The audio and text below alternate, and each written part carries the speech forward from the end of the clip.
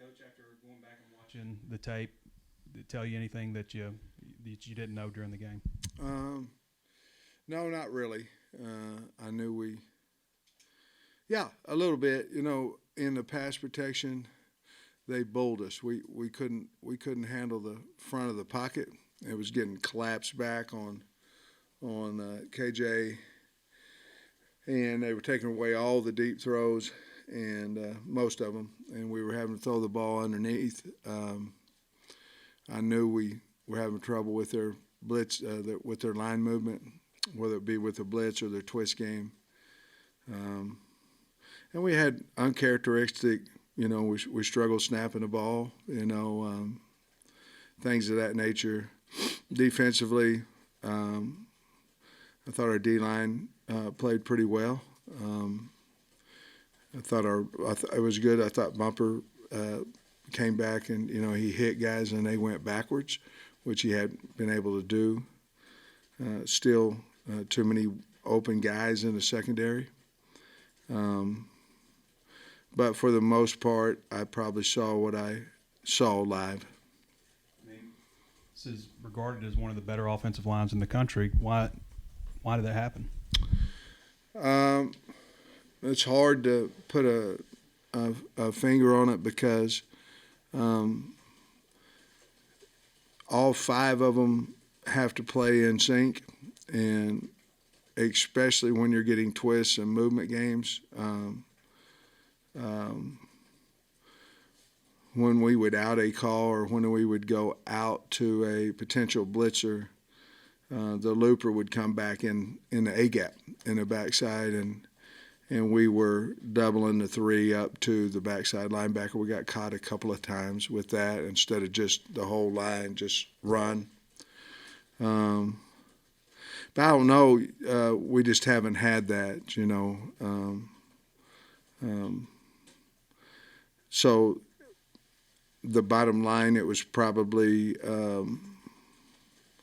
the runs that we were running into that. We tried to change and run some gap schemes later. Obviously, A.J. Green came in and we were able to crease a little bit there with that, but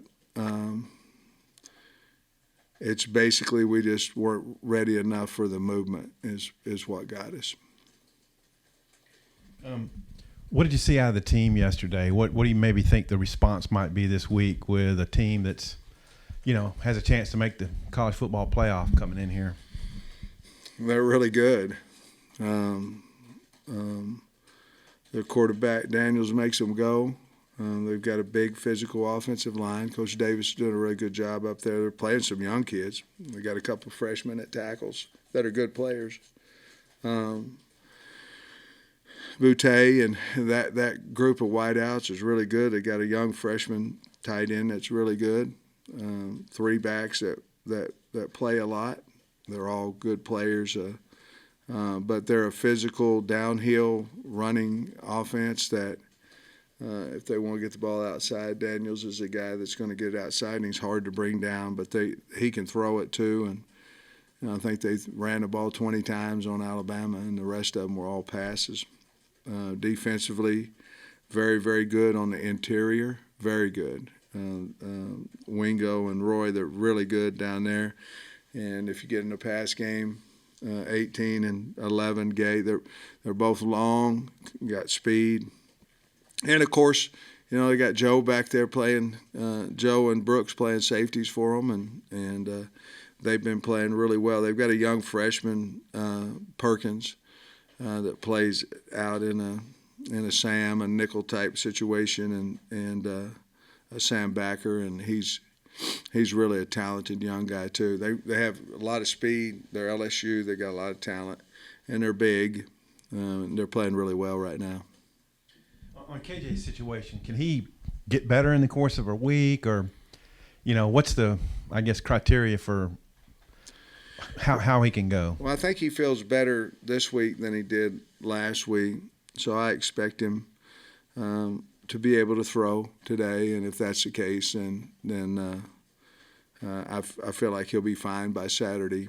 I answered a question the other night about talking to Kendall about KJ, that question was more in reference of what was his health, not necessarily he's not playing well or we're going to take him out. It was about, is he healthy enough to play, and the answer was yes. And so there was never really a thought of pulling him out because of performance. It was about whether he was healthy or not, and obviously he ended up playing the last quarter. So got back in groove a little bit, but I just wanted to clear that up because it wasn't about taking him out about performance. It was he healthy enough? How well do you know Brian Kelly? And like you said, LSU's got a lot of talent, but they've been down by their standards. What do you think about how he's brought them back so quickly? I think he's done an outstanding job. They lost to Florida State, and everybody was talking about how terrible he is, and obviously he's not. He's had a lot of success in his career everywhere he's been, and I've gotten to know him a little bit in our head coaches meetings and things, and of course he kept Brad Davis over there that he knew I had years with Brad, and so we visited about that a little bit. But he's a really good coach, good man, and I'm obviously happy for him how he's went into LSU and got him to this point because I like him. But obviously, they're the top right now in the SEC West, and we have an opportunity to knock them out of there, and that's our goal.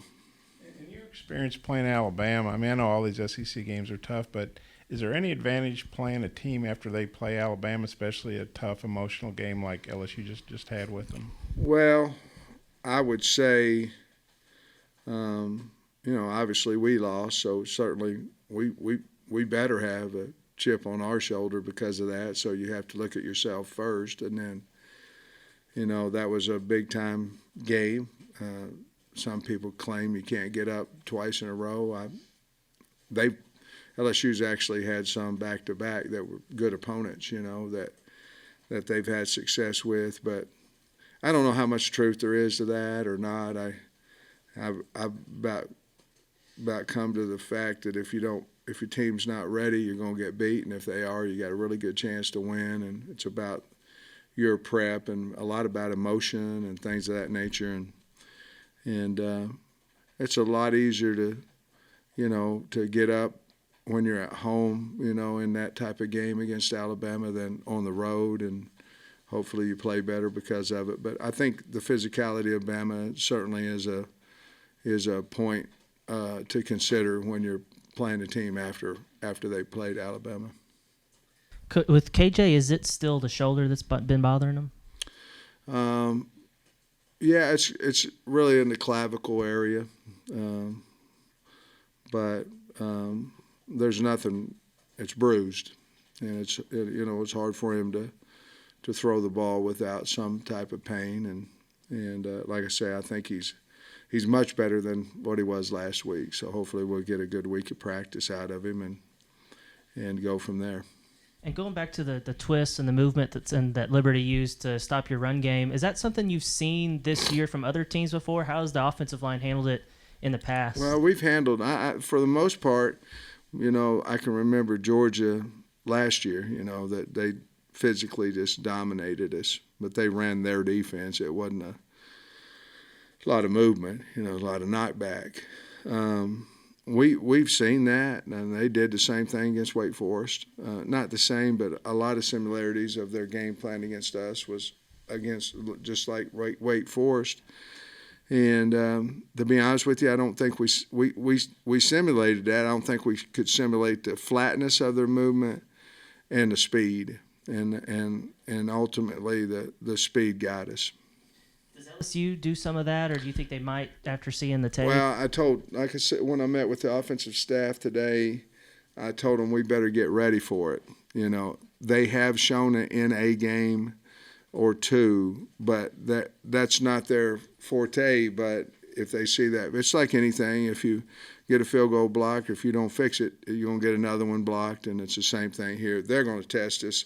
They're going to do what they do because they're having success, but there'll be some type of line movement, twist games in there on rundowns just because Liberty had so much success doing it.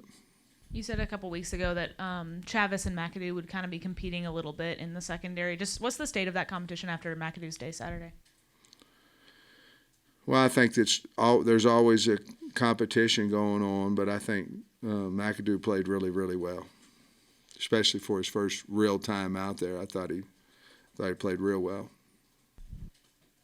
Coach, in retrospect, would Malik have been a better option for you, just given that KJ was struggling the way he was? I don't think so. I mean, I guess, you can look at it after the game. You got to make – the difference is where y'all and the public and all that, you got post-game to sit down and go, well, maybe this should have happened, maybe this should have happened. You're making real-time decisions,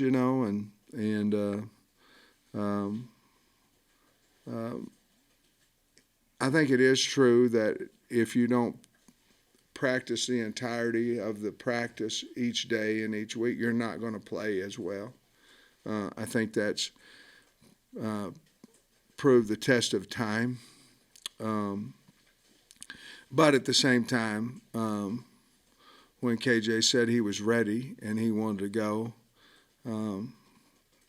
I believe, I don't know, I believe that most people would say, okay, let's go. And I know I did.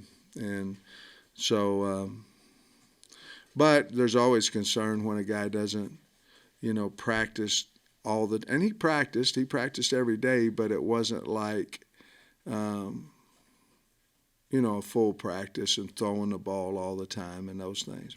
Did you feel like the energy was where it needed to be No. on the sideline and everything? No. What's causing that? Because it I sounds don't like know. Mississippi State, it was kind of a similar deal. Well, it may be because they're thinking their leader might not be out there. I don't know. We had all kinds of reasons to win, even if just winning is the reason, winning homecoming. But we had all kinds. I mean, to be the top 25 team, to get bowl eligible, homecoming. We had all kinds of reasons to go out there and play hard and play well, and we didn't. And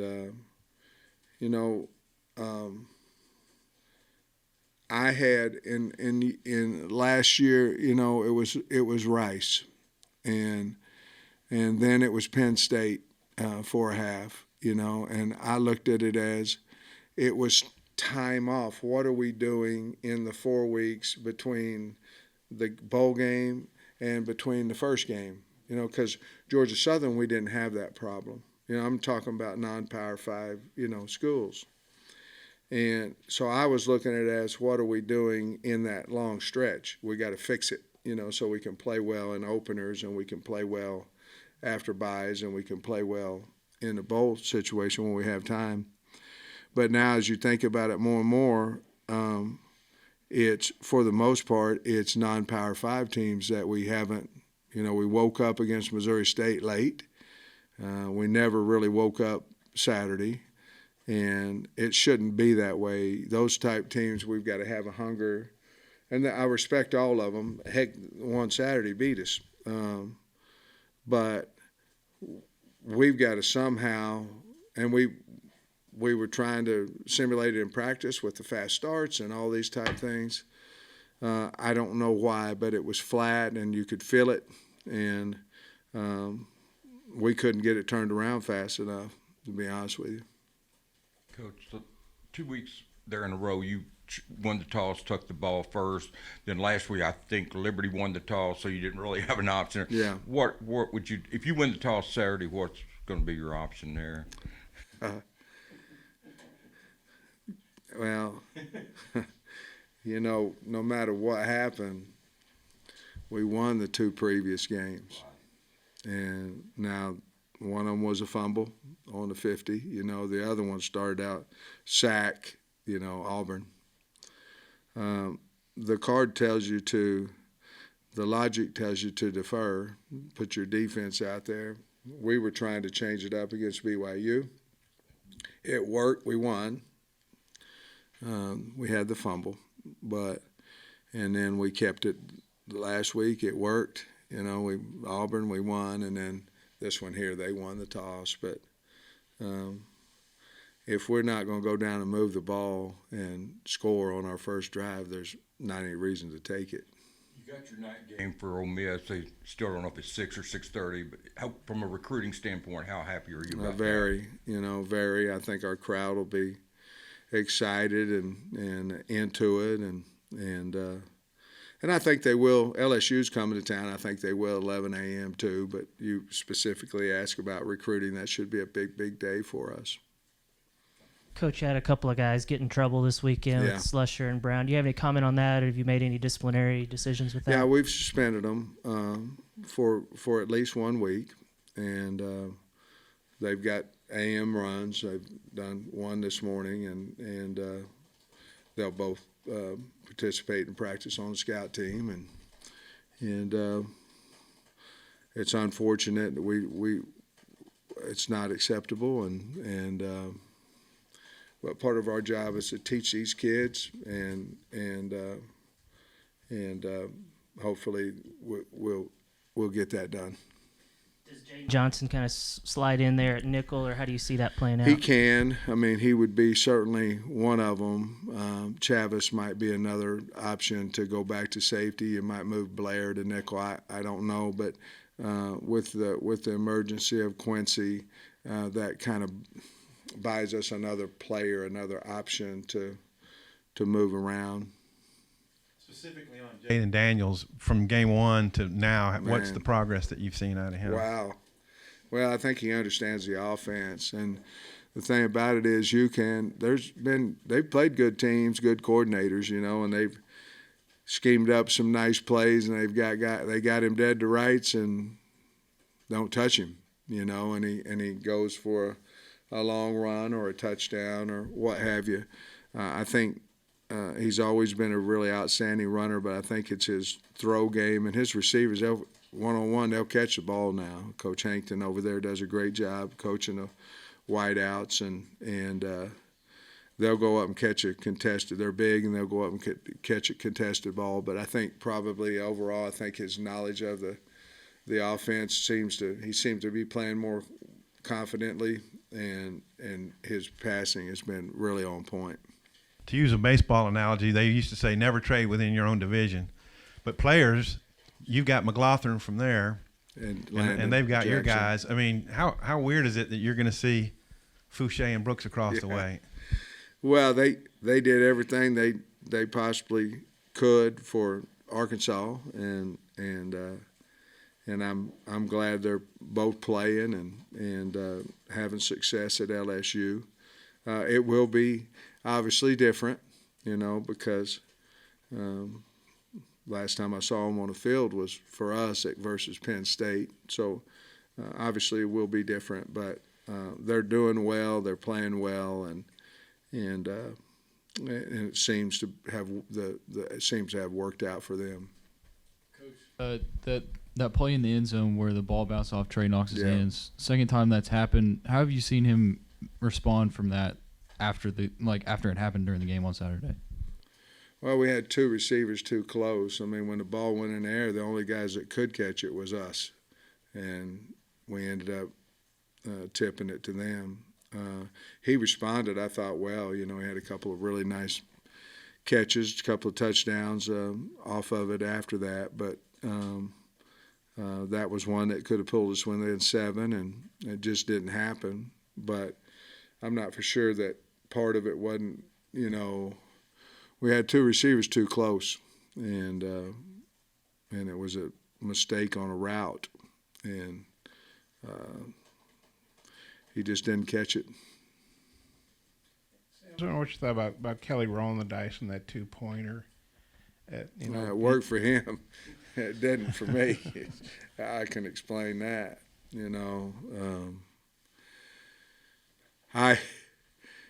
Guys, I think a lot of guys would do different stuff if they didn't worry about coming in here after it didn't work. You know what I mean? I mean, whenever he called it, it was like, that's the thing to do. Get the game over with. If you're saying we can beat Alabama from the 3-yard line, we can beat them, and they can't do anything about it. That's what he did, and it worked. But it takes guts to do that now. I mean, it does. And I did it against Ole Miss last year, and we didn't make it. But I know you can say it was on the road versus at home. I get all that, but that takes guts, and he did it, and it worked. And more power to him. You mentioned that their O-line. I think I read somewhere I'm not sure they've had the same lineup, or they've had to change the lineup a lot, I guess, because of injuries, and obviously, you know, Brad and all. Just wondering what you think of and playing those young tackles. Just wondering what you think about the job Brad's doing there. I think he's doing an outstanding job.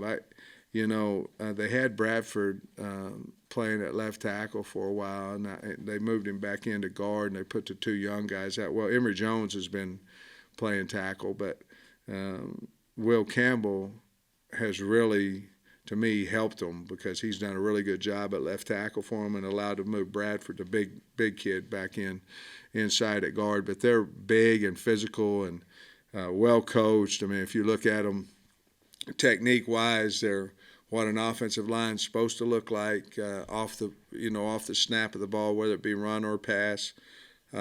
He's done a really good job, in my opinion, with the front, and he's had to play multiple looks as far as where his guys are playing. That's also a sign of a good coach, that you can still have success, but you may not have the same guys at the same position every week. Brown and Slusher, how did you find out about it yesterday, and what was your initial reaction? Hunter Yurchek called me and told me. I had not seen it, and we talked about what we've done in the past with disciplinary actions, and then we called the kids in and talked to them. Has talked to any of the players yet, and if so, when you address them to keep them focused, any idea what you're going to communicate today or whenever? You asking me if I've told the team about it, or I'm sorry.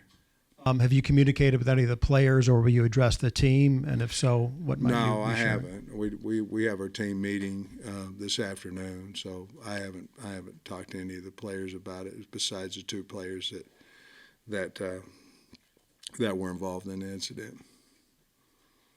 Obviously, you haven't met with them yet, but you mentioned being flat and stuff. There's only so far, I guess, coaches can go with that. Like, from within the team, the players got to take ownership. Has anybody stepped up and been vocal? But like last year, I know Grant Morgan would have gotten some people's rear end about it, and Catalan too, maybe. But who are the guys doing that now? Well,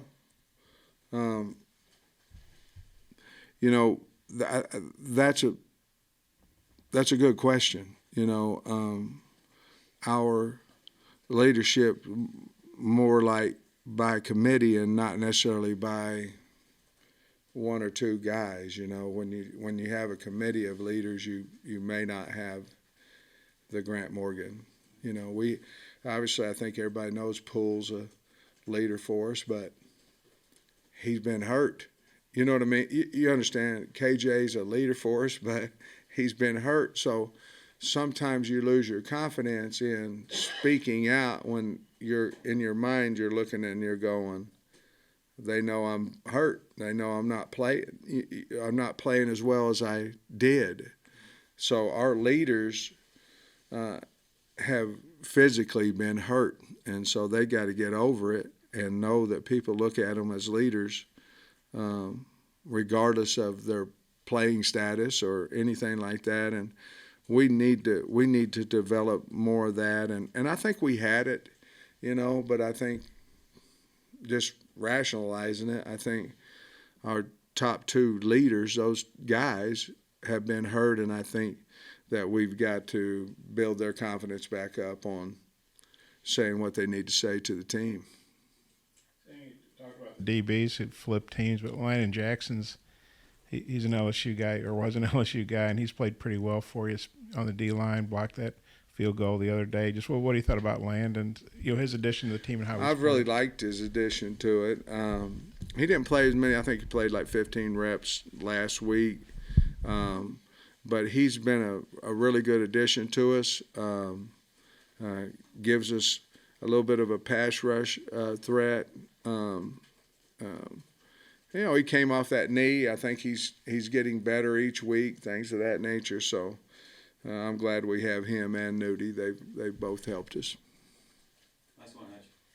I noticed Hudson Henry has seen his reps increase the last couple of games. I'm curious what you've seen from him that's led to the increase in playing time. Well, he's earned that. Backs got beat up a little bit last Wednesday, I believe, at practice. But he's earned the right to go in there. He's been playing well, and I'm glad he's got a great attitude. He's gone from maybe my first year to a starter, and in and out and all those things. Kept a great attitude. His physicality is a lot better than what it was, and he's doing a good job for us. Thanks, Coach. Mm-hmm.